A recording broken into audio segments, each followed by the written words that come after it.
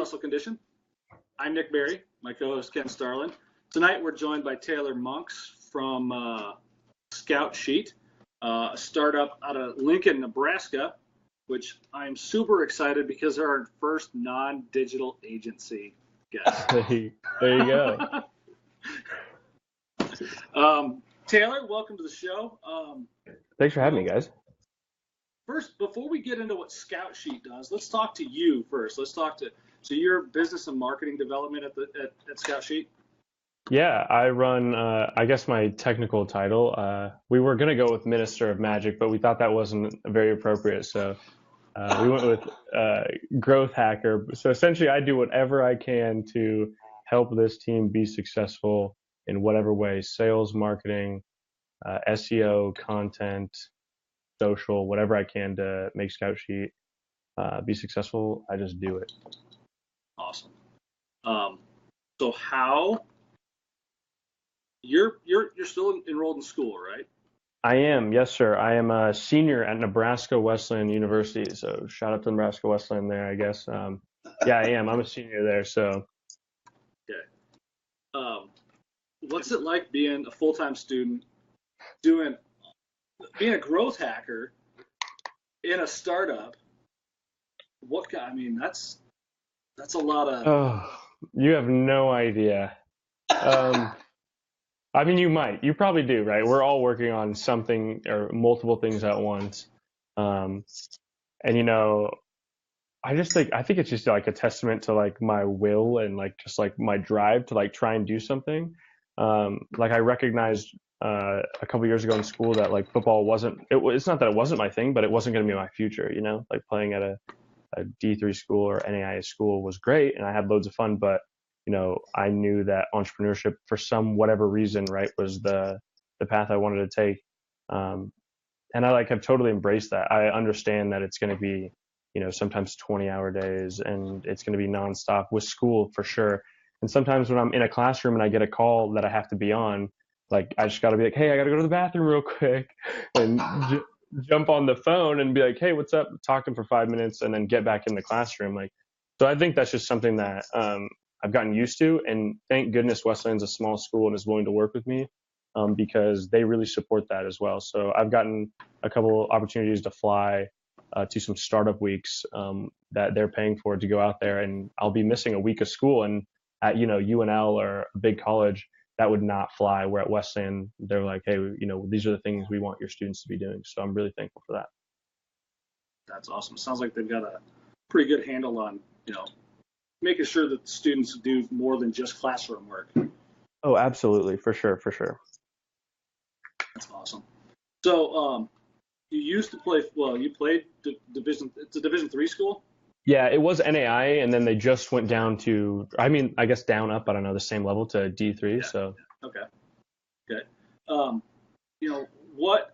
Okay. Hey, how did you land a growth hacker job at a startup at 23 or 22? Yeah. So that's a great question. So, like 3 years ago, I think it was, I had this like crazy idea, and like, what Amazon Go is essentially, like where you just like pull, right? I had that idea. I have no technical skill really, like other than just help building our website.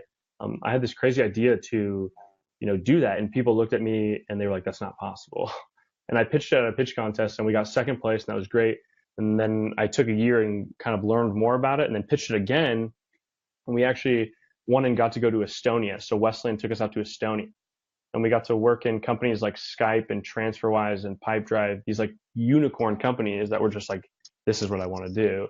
And then I came back to Lincoln and I was like, that's it. I'm starting my own company. That's it. Like, I didn't know how hard it was. I was like, I don't care. And one of the guys, Jared Carlson, arguably one of my best mentors at the time and still is now, he was at Arbor Day and he's like, whoa. Like, why don't you come join me? And like, he was an in-house entrepreneur there. And he's like, why don't I show you some things about like marketing and stuff like that? So I did that. And what it taught me was I didn't want to work in a corporation because things were too slow. I wanted to go quicker. And then Devin was a graduate of Wesleyan a ways back. And, then it was kind of just like we'd met and Devin was like, hey, you want to join the team? And he's like, we don't know what you're going to do. And we have no idea what we're doing, but like, let's do it. And so a year and a half later, about here I am still here, and things come and go, and side gigs work out and don't work. But Scout Sheet for sure is the one that's like just always been there and always probably will be. I'm pretty committed to it at this point. Now, give us a little background. What is Scout Sheet? I mean, probably don't need the whole 90-minute tour, but just kind of elevator pitch me. Yeah, of course. So, as you guys know, as sales professionals, like we talked about that before, outbound sales is, always becoming, increasingly more difficult. And sales professionals, they need more accurate information, a larger pool of leads, faster and real time data collection, and essentially warmer leads. So what we did is we decided to go and build a visual interface that uses real-time relationship mapping data to help generate these warm leads. So, you insert a contact or a location or anything else, and it auto-populates with zero typing whatsoever, similar industries, similar people, to show you who you can connect with. And we take a real pride in, always being able to verify the source so you know that it's accurate. So you're not getting these like stupid bounce backs, right, that like everybody's tired of getting. You're getting like Spokio data. Mm-hmm. So you've been at this for a year and a half. What do you think the like 3 golden nuggets you've learned in the last year and a half have been? Oh, wow. There's ups and downs, right? In startups, it's like a constant roller coaster. Grit, grit is like for sure like something that like we take really seriously. Like people come and go, and it does not matter. Like we're gonna figure it out. And testament to Devin, our co-founder and president, and then Spencer as well, who are all about it. That's probably my number one is grit. And then also there has to be a process, right? Like I'm 23, and a process to me is so foreign. I'm like, let's just do it. But like, without a plan and a process, it's just that's never gonna work. And then the third one is a support system for sure. Like, surrounding yourself with great friends, and like my family that does an awesome job supporting me, and great mentors that lead the way, and pull me up when I don't know what I'm doing, or push me down when they're like, you're going a little too far.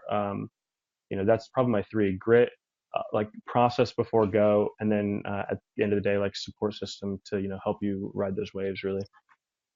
Yeah. Process, super important. We kind of talked about this, and you kind of showed it a little bit to us before we got on. But behind you is a board, and it looks like it's a sales process. That is very fucking well documented. Well, when we are a sales, we're spoiled. We're really spoiled. We have a software that generates warm leads for us. We are really spoiled in that aspect.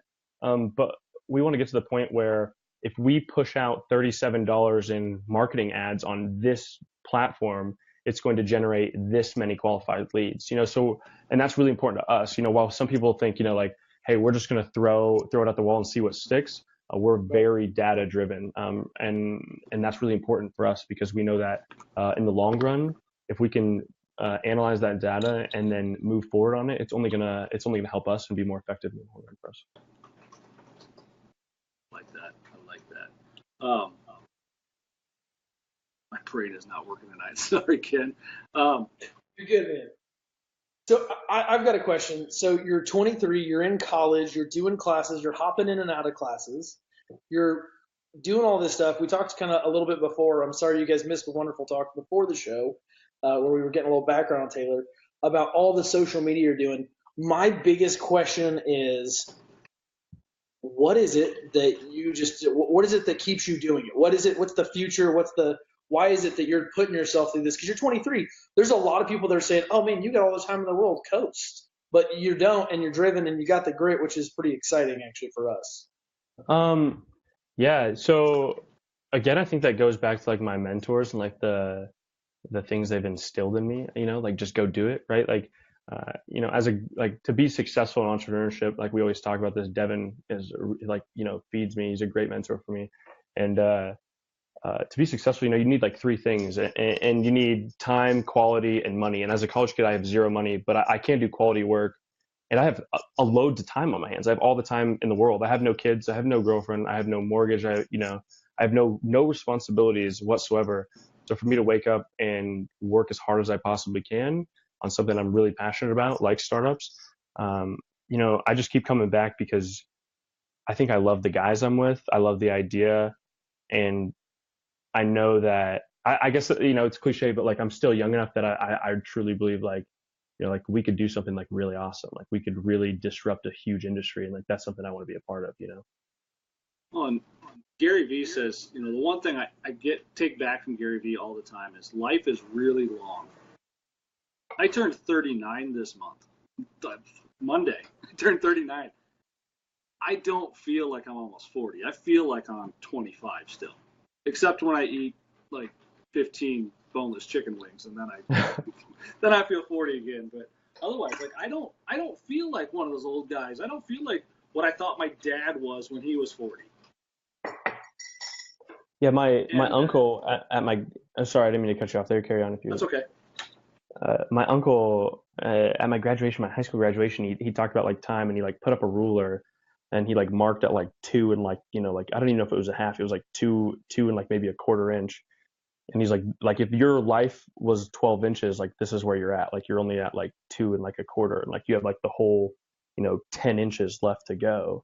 And like that, I think that I think that's a testament too, right? Like life is so long, like why not just try and do something crazy? I guess I don't know, work hard and just see what happens.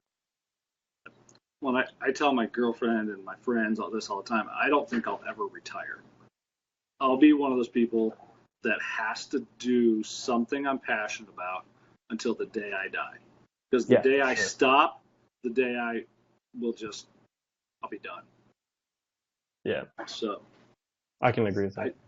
I just don't see, like, I don't get coasters. I don't. Even, in the military, my one thing was I always want to learn something new. I was one of the youngest airmen to become all systems qualified on the C-130. Not just in age, but in career time. I got busted down from an E3 to an E1, made it back to an E4 and tested for staff in 2 years, which is almost unheard of because I busted my ass and kicked, and that's all I did for 2 years. Yeah. It's nice to see it's being applied. People are doing that. I see it. I see startups working all the time, but we don't get to talk to the 23-year-olds that are in the marketing department. Yeah. It's everybody sees the CEOs and the founders. Yeah, it's I just like, especially for us, I think content and like getting out there and like trying to do something like that is really important for us. I think that I already have established a really great network of individuals and mentors, and in whatever way I can reach out and help our team and get on podcasts or do interviews or write articles or however it is, I think that's super important. Ultimately, like the end goal is to move the needle a little further, and it doesn't matter if I'm doing that, Devin's doing that, our CTO or our sales guys are doing that. As long as that needle keeps moving, like it doesn't bother me who does it, and I think everybody on the team would probably agree with that as well. So you growth hacker, marketing, all this stuff. Besides football, in school, what do you do? I mean, how do you spend your time when you're not doing this at 9 o'clock at night in the office? Yeah, you think on like a Thursday at 9 o'clock, a 23-year-old would be out probably partying. Truthfully, it's honestly, I mean, maybe embarrassing. I'm not really sure, but like I work, man. Like I'm always messing around with something. Like I try to build a battery. Like I'm currently still trying to build a battery, like based off kinetic energy, like in my garage, like or I'm doing research or I'm reading, or I think I have over like 200 or 300 in the last year, 300 books that I've read that I've all personally Spark noted. So that way I can go back and reference them. They're like in my own personal library. So yeah, man, like truthfully, if I'm not here in the office, I'm probably at home. I'm maybe reading, or I'm maybe on the internet, or honestly, like I'm hanging out with my roommates. Like my friends, I think are like, hey, like stop working for a second. Like you need to stop. So it's pretty nice that I have like a refreshing group of roommates that, they play football too. They love to have a good time. They love to go out and, have a couple drinks. So, I think when I'm not doing work, I'm probably, just hanging out with my buddies, honestly, or golfing. Maybe I'm golfing. That's probably a thing I'm doing. Todd asked 2 questions. First was top books you recommend and any books you recommend skipping. So 0 to 1 for sure, is my definite up there. The next one's Pitch Anything. Pitch Anything it blows my mind how, like you can look at the mind and like coming to sales and pitching startups, and it's like treated as like this like prize, right? Like he talks about all about framing, and like there's these moments of like power where like an investor walks in the room and he's 30 minutes late and he goes, hey, sorry guys, I'm 30 minutes late. I only have 5 minutes before my next call. And the entrepreneur can sit there and say, okay. And he has just taken control of that. Or he sits there and says, that's okay. I only have a couple minutes anyway before my next meeting, and completely pushes back at him. It's like that moment where both like egos almost collide. And at one point somebody's going to win. And it's an amazing book. It's an amazing book. I love it. The next one would be Traction for sure. I think that if startups aren't using Traction, they should be, only because we run it. We run it in our system. John Fulwilder is kind of our dude for Traction in Lincoln. And he is amazing when it comes to Traction, just all about the processes, right? So like you guys talk about how like going out and talking to people at events is something that's really important. That's actually on our scorecard for the week. So if I don't hit my scorecard, it's because I maybe didn't get to an event. So I have to go to an event. Otherwise, when we come to meet at the end in our L10, I have to put down, 2 people instead of my goal, which was 12. And, nobody wants to be the guy that let the team down. We're all held accountable for something there. So Traction, Pitch Anything, and 0 to 1 in no particular order. If I had to choose one in order, it'd be Pitch Anything. The other ones, not so much. And then the skipping, oh man. Skipping. I don't know. Honestly, I don't know. I feel like all the books I've like read have been recommended to me by like mentors. So if I said to skip one, they probably wouldn't be too happy about it. I don't know of a book that I've skipped. I normally do my research pretty hard on a book before I read it. So yeah, I don't know if I have a book that I would skip, honestly. I'd be open to push back on any of the 3 I recommended, but I don't know if I have one I've skipped yet. Traction, I've heard of before. 0 to 1, I've never heard of, and Pitch Anything I have heard of but haven't read. Pretty much because the stuff I read myself is usually sales oriented, because that's kind of my wheelhouse in the world. Pitch Anything sounds interesting, because I think anybody should be able to learn how to be able to pitch anything. You have to be able to. For sure. And it's sales too. It falls right in this sales thing as well. It's super interesting. Yeah. Well, the last book I read, and I'm actually going to reread it this weekend while I'm sitting by the pool in Vegas. Lucky you. The Ultimate Sales Machine. I love that book. Todd turned me on to it, and great book. And then the other book I'm going to read this weekend is Rework, which I haven't read, but I got from a friend of mine. He sent it to me. I was thinking that might have been one of our books in our library. I was looking at it, but I didn't see it. Taylor, you were talking about your scorecard, and that really caught my interest. So what all do you guys have on this scorecard? Where's your accountability? What's your hot metrics? What's your guys' KPLs? Yeah. Okay. So the thing is, let me back up, I guess, and explain Traction. Traction's really so for us to be accountable for each other. I'm in the sales, I'm in the marketing, we're in sales. So that way, what I'm trying to feed the pipeline, and they're trying to close on it, and it's my responsibility if I'm not feeding them enough to get leads in, and right, it just like keeps the engine like rolling, right? So every Friday we have an L10 meeting, which is level 10, and essentially we open up with a couple good things of personally and business wise, and then we like go in and dive into our rocks, like our quarterly goals, and then our to-dos. Did we hit our to-dos for that week? And then we go into IDS, which is identify, discuss, and solve, I believe.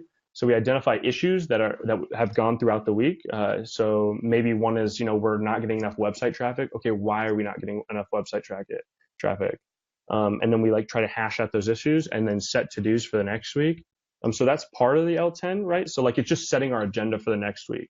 When we miss those, it really kind of like throws us all off. But on our scorecard, which does not, normally it's like set and forget. As a startup though, that's tough. Dangerous. Yeah, like Dangerous. right, like yeah, it's dangerous, right? Like, so we tweak quite a bit. When we get to the point where we're along the road, we don't have to. That'd be awesome, but I generally try and set and forget. So for our sales teams, that's outbound calls or emails or sales or validation calls. We have people pitch to at events, so that's like that meeting. We have product demos to qualified leads, which is really we really are passionate about. We don't demo just anybody. You can't just be like, hey, we want a demo. They have to be really, really qualified, and that's something that's new to me, right? I'm like, yeah, we'll demo to everybody. We'll sell to everybody, but that's not true. They have to be qualified. Sales is one of them. Social media posts has been one of them. Our content on our website. We're hiring now a data science engineer. So like right now we're trying to contact people about that. That's one that we just added. For me, it's, outbound emails to prospects, which is really easy because of Scout Sheet. We're really, like I said, I'm really spoiled with that because I can just build a list in like 2 seconds.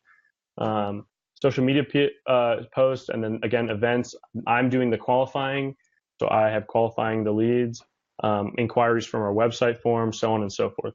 So that's kind of what it is. Like we just all have these numbers and we should be hitting them every week. I like it. That's one of the things that I feel like you don't see enough of is nobody wants anything that's going to keep them accountable, because everybody's afraid to be the one that's dropped the ball. Yeah, that's something that I think is really different about like how we run our startup, or how Devin has decided that the structure of the startup is going to look. And we always, it's just immense. It's so valuable to me to be here, coming from zero experience, to learning all this, because now, like when, let's say, whatever happens to Scout Sheet, we sell, the next thing for me is I know exactly the stack that I want, like for the company, right? Like I know what works for us, and I know what I would change, but we can't change it at this point. Like we're too integrated into it. So that's the awesome thing about it.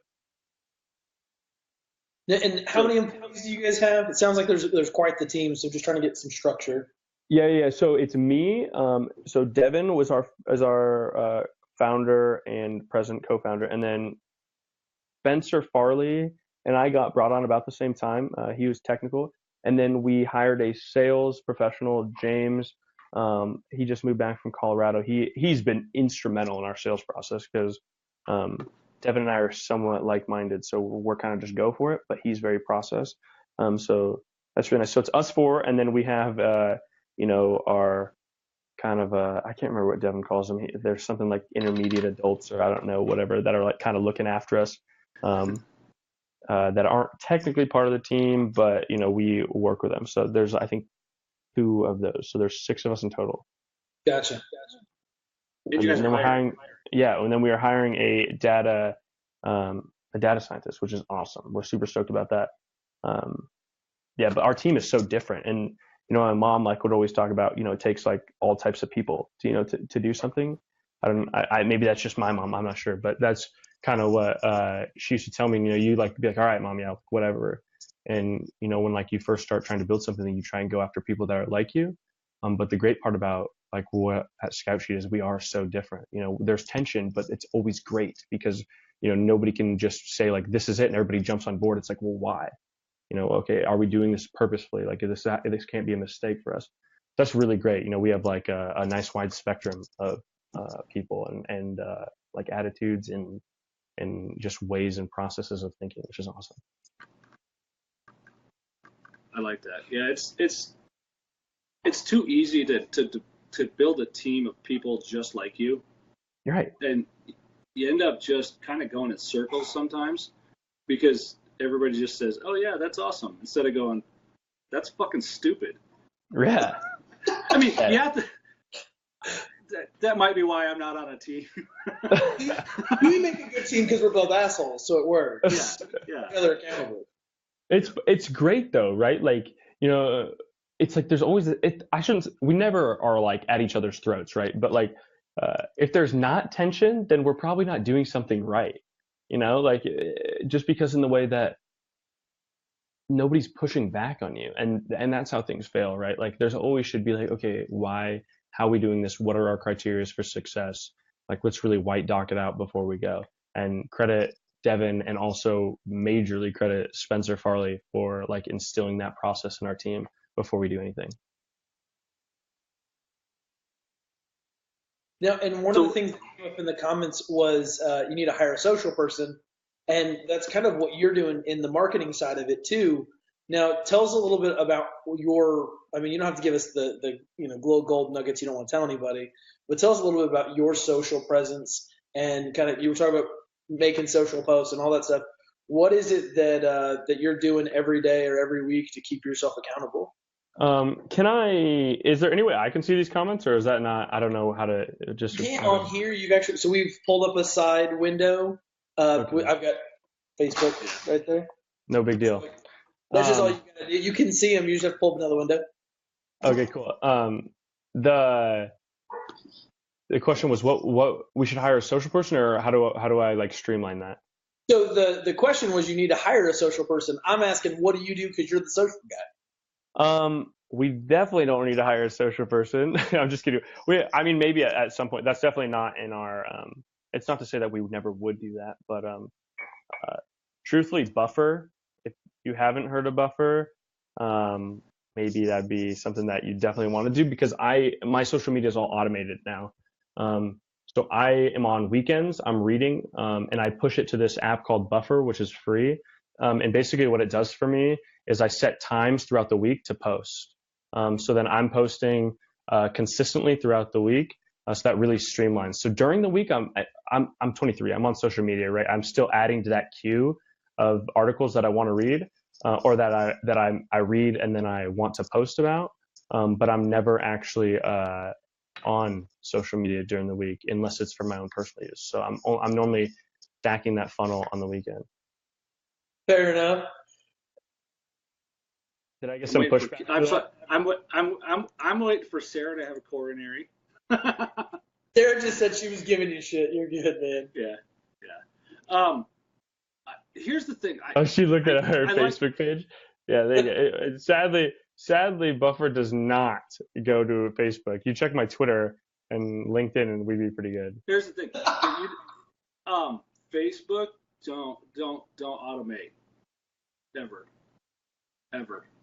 Facebook don't ever automate it. Don't even use their own scheduling tools, because it will kill your engagement. Yeah. It's a tip for you. It's like self-punished. It's so like silly. I thought it was the coolest thing ever when we first got the ability to schedule posts on Facebook. I thought I was going to be like a massive wizard, because I manage 4 pages now, but at one point I was managing like 10. And so I would just like sit down in a day and I'd write all these posts and have all these pictures and videos and all this content.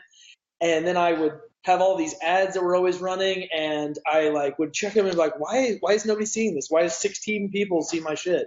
And it like I stopped scheduling it and I just started doing them like in the moment of like, hey, it's 8:30, it's time for me to post, and just pumping through them, and we would get just massively different reach and engagement, and it was crazy. But yeah, Facebook, they're assholes. They hate automation for some reason. Yeah, we need to. The thing is, our Facebook. It's funny because we were talking about this before we got on. Like right? Like Facebook is a massive thing for us, but it seems that Facebook groups are better for me to post in. I will admit, I do need to be posting on our Facebook more. But yeah, they kill us with automation, right? Like they just hate it. And Twitter is so much better, and LinkedIn is so much better. But you're right.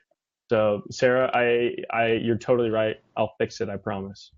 I like it. Yeah, I'm looking through too, and I'm like, yeah, not much engagement, but it's the 36 page, and not every. You don't need a bunch of likes to run a Facebook page. Thinkably, I was like, I don't even want likes on it. I just want the page so I can run ads. Yeah, Right. and that's like what I think. Like I think like that's something that it's honestly a good point because right, like it's so tough to automate it. We should definitely be doing that more. I think Well, it's tough, right? Like it's tough. Yeah, it's tough to do that.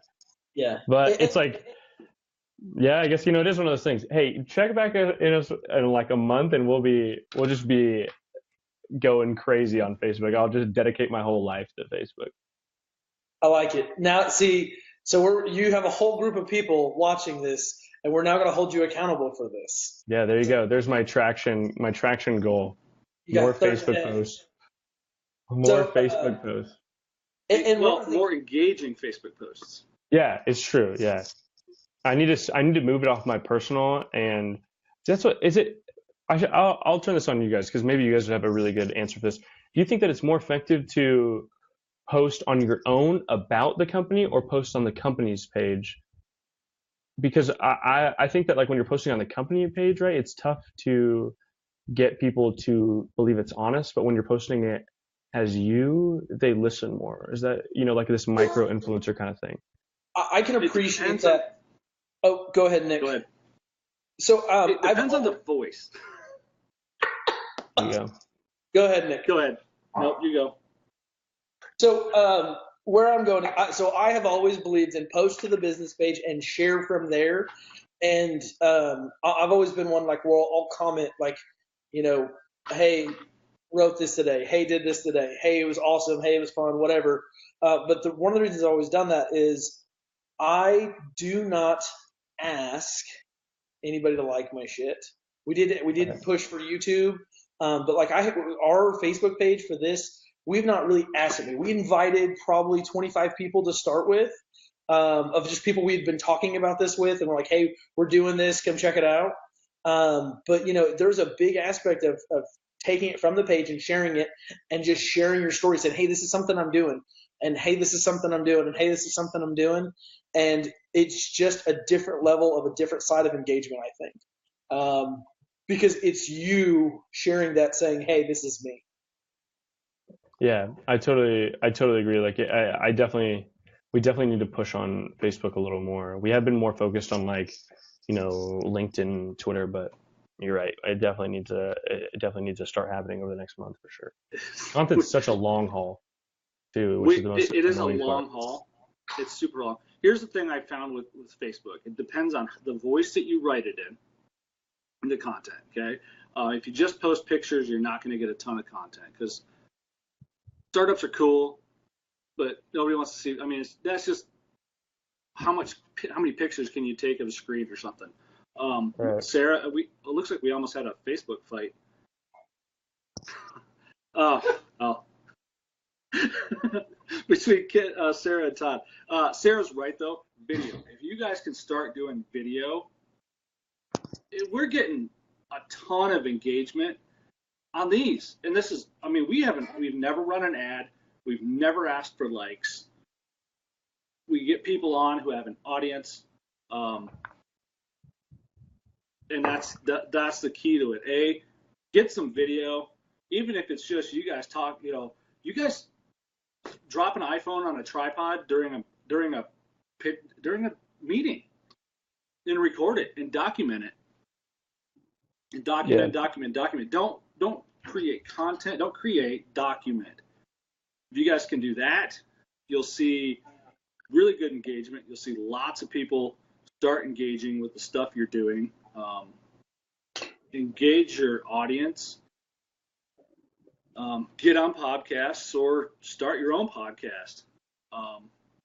You guys have access to insane data that I'm like wishing I had the resources to become a customer. We are in beta, so I think we're rolling out of beta like in the next couple of weeks. So you never know. So you want to jump on and give us some feedback? That'd be freaking awesome. Nick just said he's in. He's gonna beta. I'll beta test anything. I'll beta test anything. There you go. That's awesome, guys.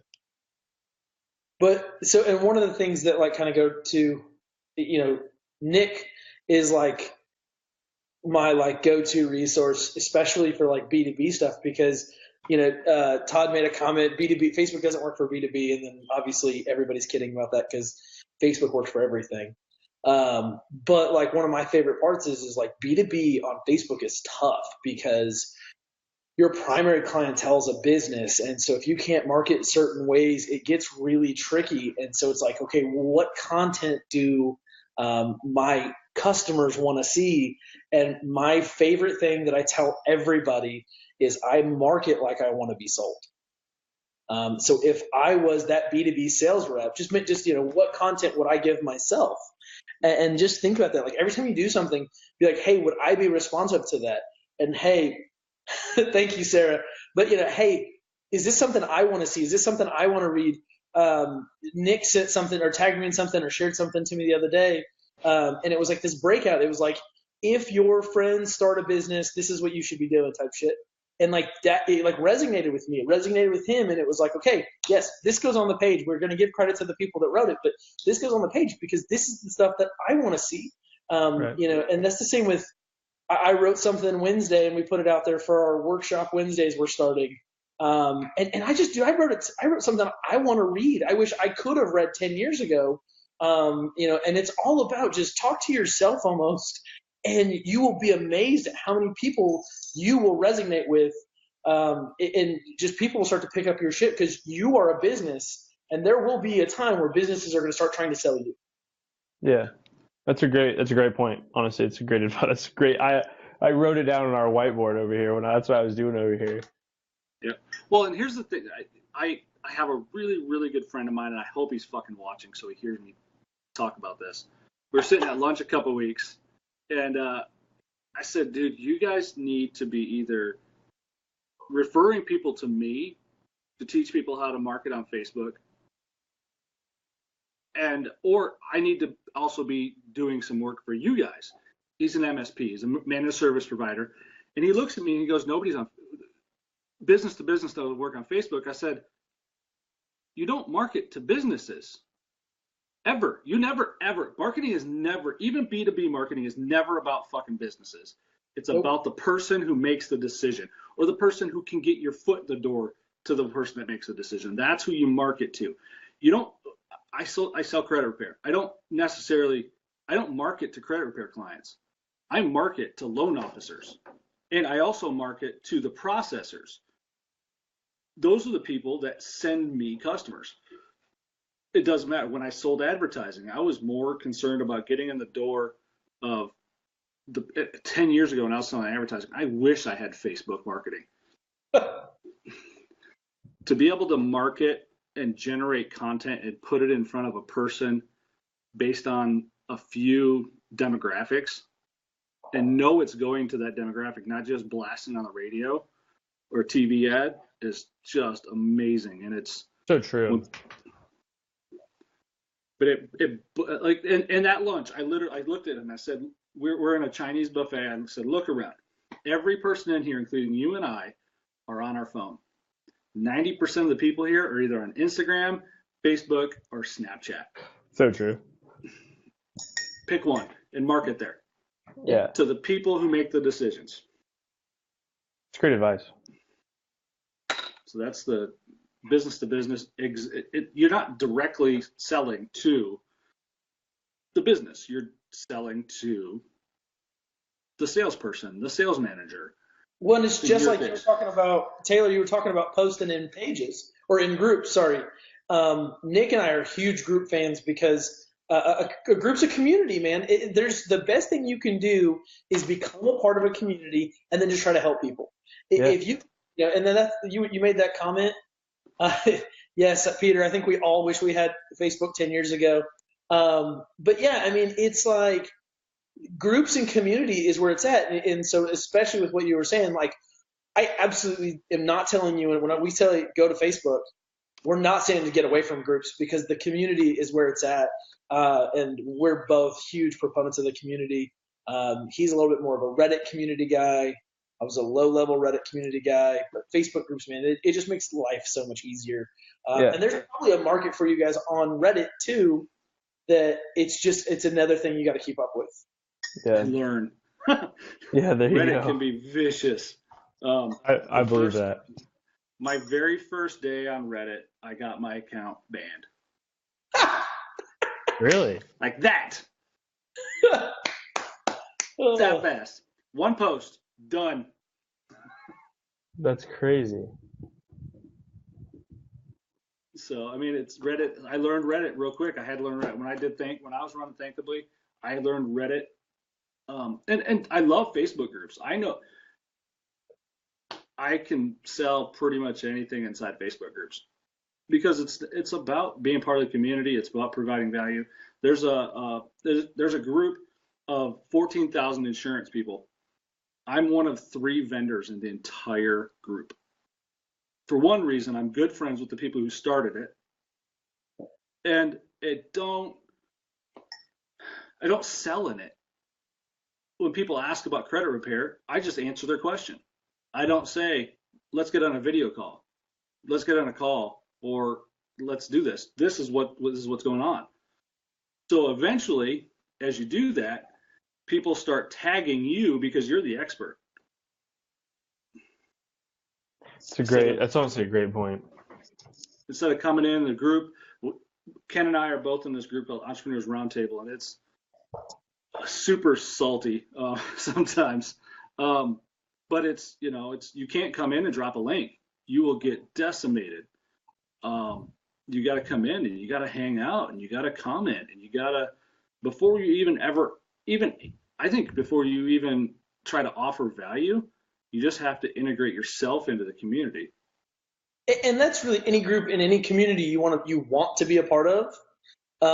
There's not a group and community out there that's kicking ass that you can come in and just start pitching, because any group that you can come in and just start pitching instantly gets decimated by people that are just pitching all the time, and there's no community there because everybody's like, fuck this, I'm out. And so that's like one of the things, like the best communities to be a part of are the ones, and like every time I see somebody spam, like, and they're just getting decimated in the comments, like I want to like take them aside and be like, hey, you fucked up, but you can save yourself. You got to do things different. Let's not talk. Yeah, super salty is not my favorite.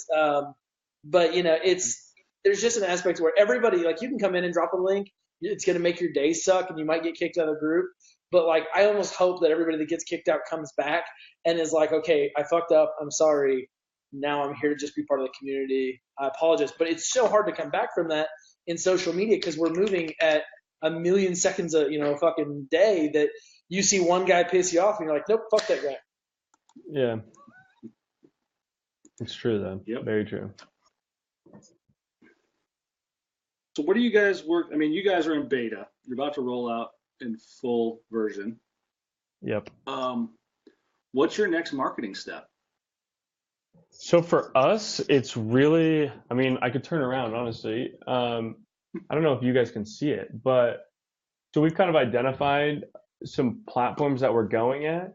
Talking about community, a big one for us, truthfully, has been Slack channels, which is like crazy, right? Like I just started because I'm out there hustling. Like I think like it's really important to get out in the community and learn from the community and participate in Slack conversations, like, right, and answer questions, because I am 23, but like we've done extensive research, and I've done extensive research on like what stack is really, really, really good for like our type of business.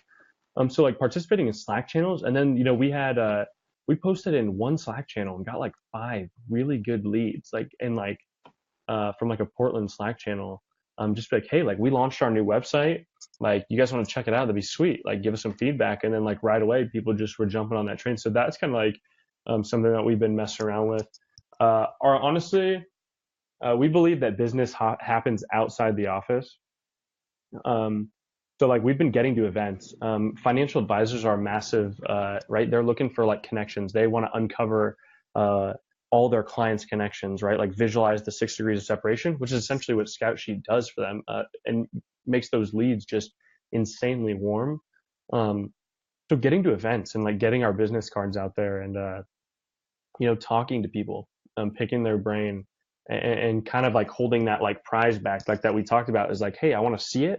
Well, like slow down, like we want to qualify you and make sure that you're the right way. So our biggest ones right now are events. We're starting to get to a lot of events, and then also just like hacking together like Slack channels, things people like really aren't doing, going out at startup weeks and presenting, getting on podcasts like this one, and just like start to get ourselves out there, our name out there, really.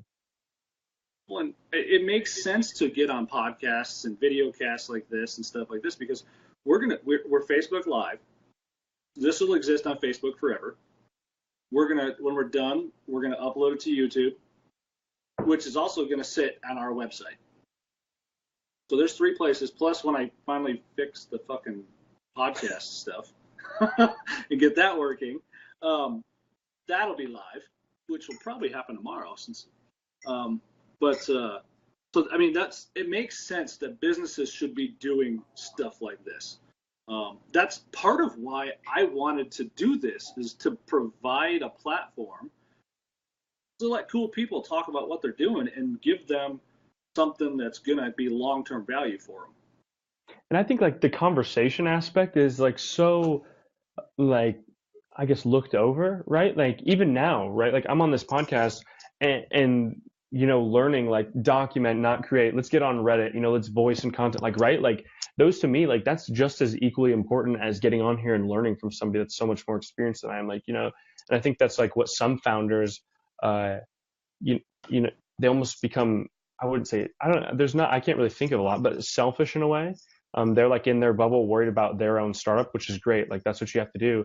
But if you're not constantly learning, like things are moving so quickly. So for me to be 23 and me to be able to pick the brain of guys like you or guys like that are out there, like my mentors, like Brett Byman and Jared and Devin and all these other guys, like for me, that's just so valuable to be constantly learning, Yep. In the last 60 days, 3 months ago, the owner of the company came into my office and said, Nick, you can dial for dollars better than anyone I've ever met. He said, you kill everybody in our company for calling, but you have to email more. And I fucking hate email. I don't even like getting emails. Most people hate picking up the phone and even getting a phone call. That's how I feel about email. I had to fucking learn. And I had to learn quick. And I sent the greatest cold email of all time last night. That would be like a no for us. That would be like no. We would be like no. Like we would just not like. It's crazy to me because like before Scout Sheet was like working, like that's what we were doing, right? Like I'd never cold called somebody, and like like the first couple ones, I like play the student card. I'm like, hey, I'm a student, and they're like, we'd love to talk. And then we like start transitioning out of that to like, all right, let's like really start. Hey, I'm Taylor from Scout Sheet. Bam, like don't call me, like, and you're like. And then like we get Scout Sheet up and running, and then like it's just like, hey, like, I like just name drop like, hey, I know this guy, like you're friends with him, like, and like, oh yeah, how do you know him? And like we have a connection there, and it's just like it's just insane to me, like because I've done the cold calling and it went really well for me, and then when I like tried to do it like a grown up, it was like really bad. See, that's like I make 70 calls a day. My goal is, well, that's 70 plus now 60 emails that they're semi-templated, but I change them up. But yesterday, I haven't posted it on Facebook yet. I just love giving you shit. That's all I'm saying. I just love giving you shit. Yeah. I got hammers that put out 100 calls, 100 emails, 100 texts a day. But it's okay, man. I love you still. You're all right. Yeah. But anyway, so 70 calls to loan officers, and it does beat you up, It's a grind. It is a grind, and but I had to learn. But here's what I was going back. I had to learn how to send an email that people will actually respond to. Yeah. You can send all the emails in the world, and even get email opens because HubSpot will tell you. Right. And I've actually, at the last networking event I was at, I ran into this guy that was dodging my calls and wasn't responding to my emails. I said, I pulled up HubSpot while I was talking to him. I said, "You're Tony, right?" He goes, "Yeah." I goes, "You ever going to respond to my emails?" That's bold. At that point, they're not fucking talking to you. Why not? Yeah.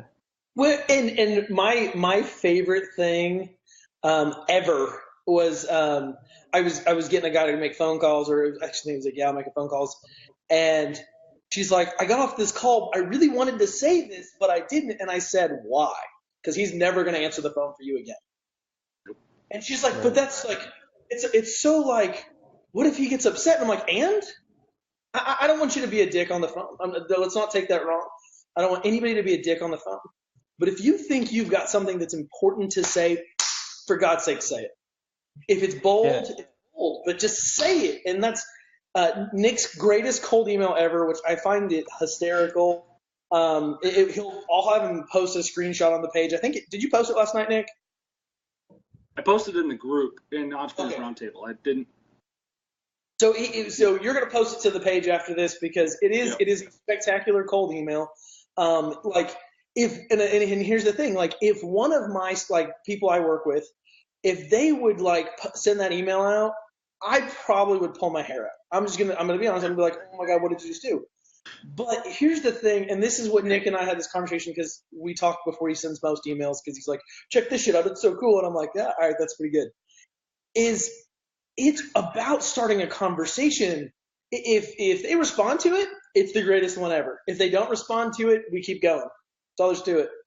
Right. I think like because I'm so young, like I haven't had.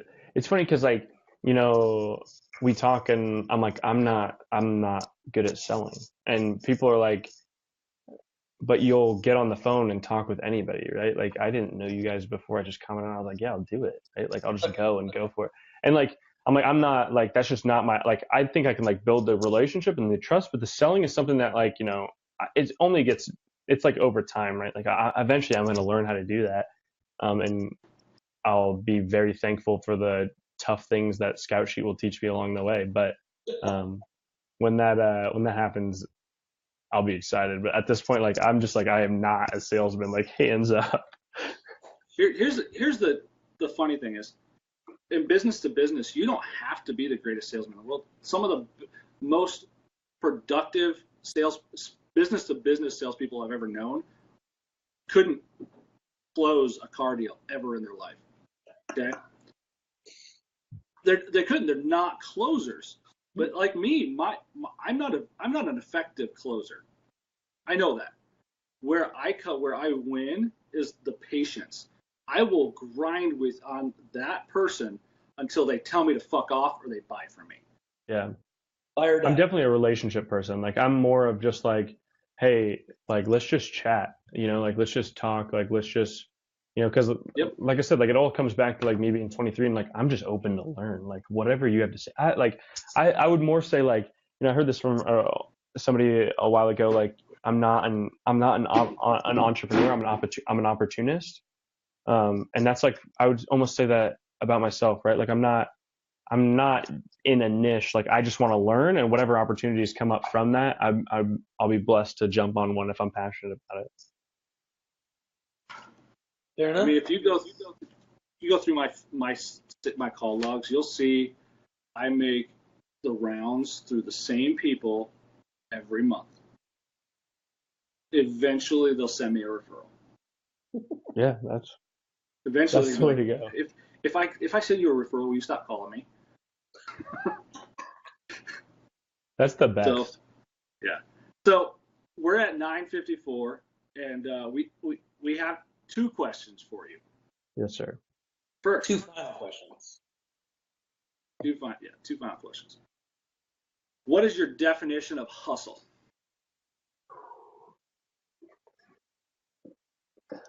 The definition of hustle for me.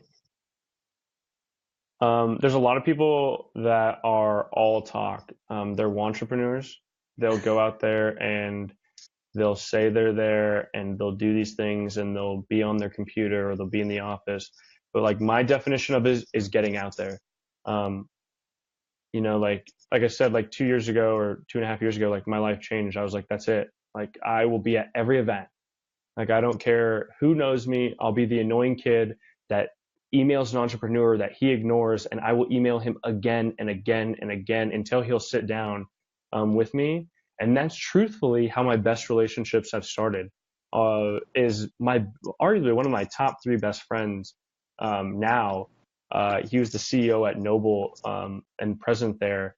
He his first email, he ignored me. And then I followed up with him again and again, and then he sat down with me, and now, you know, we hang out. He just finished writing a letter of recommendation for me to attend Austin Startup Week, and I think it's truthfully the definition of hustle is getting to events and just shaking hands.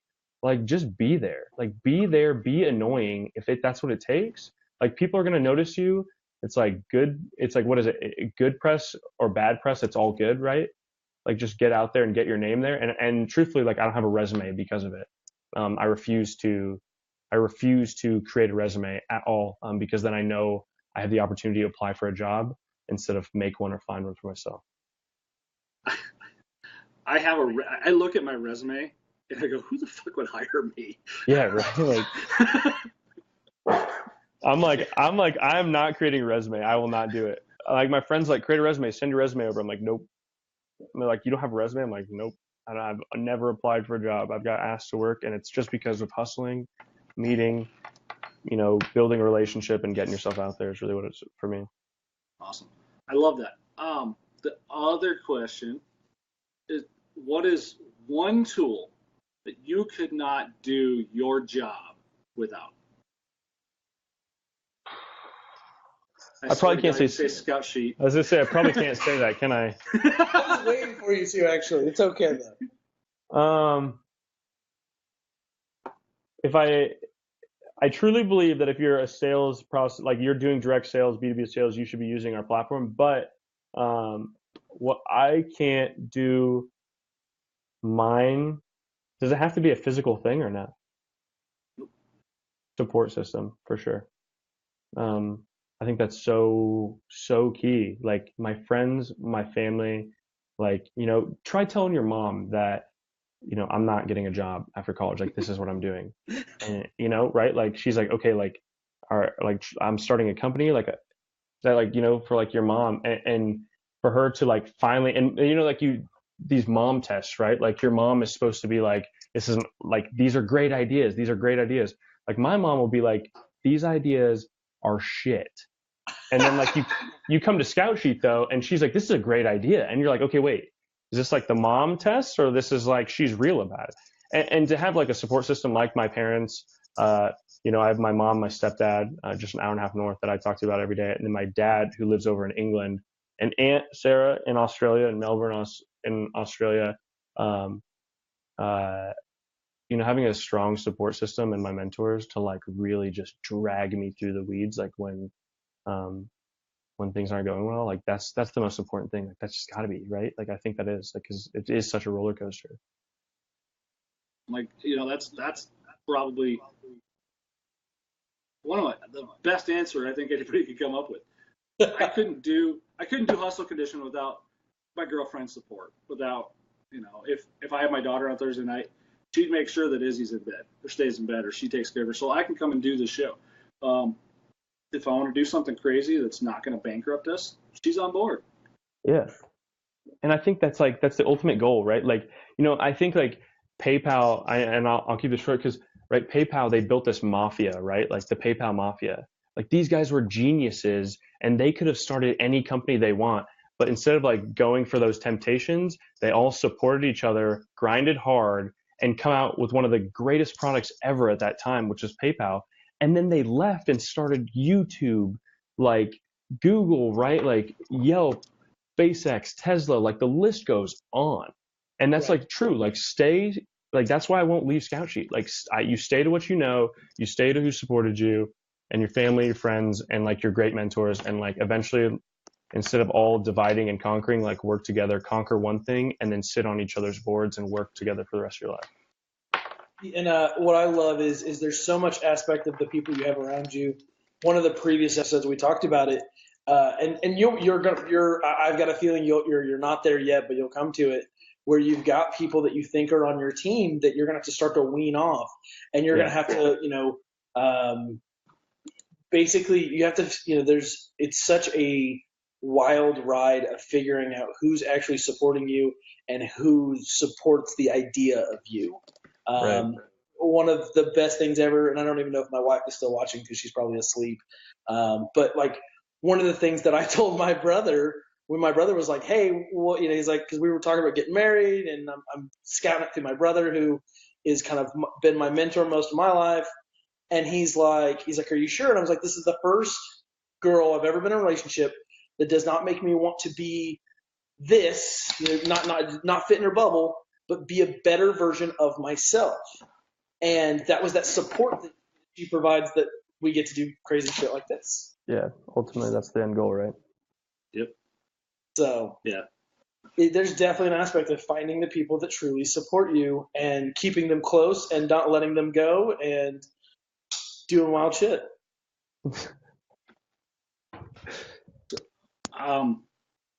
Scout Sheet. Is there anything else you want to promote, or scoutsheet.com? Pretty much where you're. First off, I know the team and myself. I want to thank you guys for having us on here. I know it was kind of last minute, and I want to thank everybody that watched as well, commented, and participated. As for us, I don't know if I have much to support. Like, people that are watching, people that are really interested in helping is really like what we're at right now. Like, check out our website, tear it apart, critique it. Like, if that's what you want to do, like, let me know. Shoot me an email at taylor@scoutsheet.com, and I would be happy to listen. We're doing some usability testing on it now, so it's going to be changing a little bit. But yeah, ultimately it's just about moving the needle forward, and any people that have any connections, financial or technology, or anybody doing B2B sales, right, or relational sales, we'd love to sit and talk and pick their brain and see if they'd be a good fit for us, obviously. But, I'm just thankful for coming on here and you guys bringing me on here as well. Awesome. Cool, man. Glad to have you. It was a very refreshing change, dude. And I wish you nothing but the best. And I think you're going to accomplish some amazing things. Thanks, guys. I appreciate it. Yeah. So we're going to promote a couple things before we get off. Like the page. Like the page if you haven't liked it already. Go subscribe to our YouTube channel. We're at 58. We have. If I have to hoard out in Vegas, I'm gonna fucking hoard out again this weekend. So, and the other thing is join our Hustle Condition Labs. That's our private or our closed Facebook group where we're all gonna hang out. And Taylor, if you have a question, I added you to the group already. Just add the rest of your team, man. The whole group is to make people better. And we get better by helping other people, and we learn so much from, I honestly think we probably have so much to learn from you guys, just at the ground floor of all of it. So yeah, so I if you have any guys. questions, even if you think it's stupid, ask. We've got some really good, smart people in there already. And the thing I've learned, and it took me 30 something years to figure it out, if you have a problem, a million other people have that same problem. Yeah. So try and connect with the people that might be able to help out with it. So do those three things for us if you haven't already, if you're still watching at 10:04. And join us next week. Matt Cron from Soap Nuts. 4 Nuts for Nature. Soap Nuts for Nature, and Dryer Balls. Thanks for tuning in, guys. Thank you, guys.